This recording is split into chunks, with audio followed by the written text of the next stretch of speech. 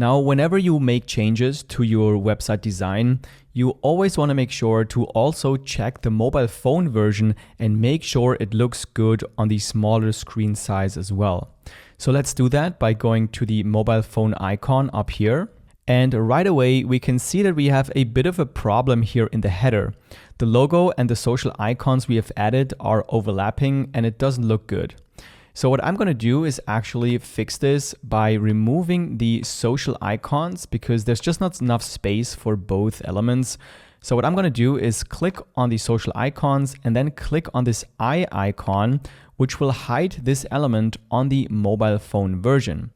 And now I can simply increase the size of my logo just a bit and make sure it's aligned nicely with the hamburger icon, and then just decrease the height of the header, and now it looks great. Now, whenever we make changes here on the mobile phone version, it will not affect the desktop view. So when we go back to the desktop view by clicking here, then we can see that the social icons are still here. So you always want to start to make changes on the desktop view, and those will automatically apply on the mobile phone view.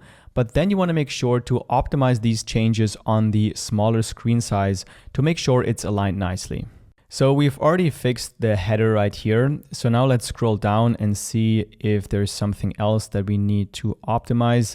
Now, most of these elements are already optimized for mobile because we're basically using a template that has been optimized. Now we've manually added this section right here, but it looks pretty good actually. Maybe we can change the position of this button and put this a bit to the bottom and then maybe make this section a bit larger, maybe like this. And I think that looks better. Then let's scroll down all the way to the bottom and everything else looks pretty good. A special feature here on the mobile phone version is this icon here at the bottom.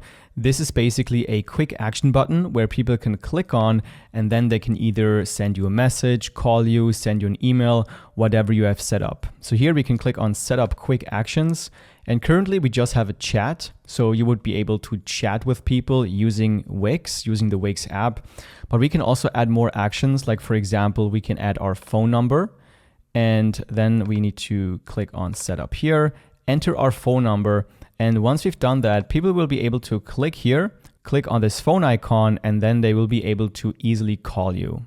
And you can do the same thing with email. So more actions, email, and then just add your email address.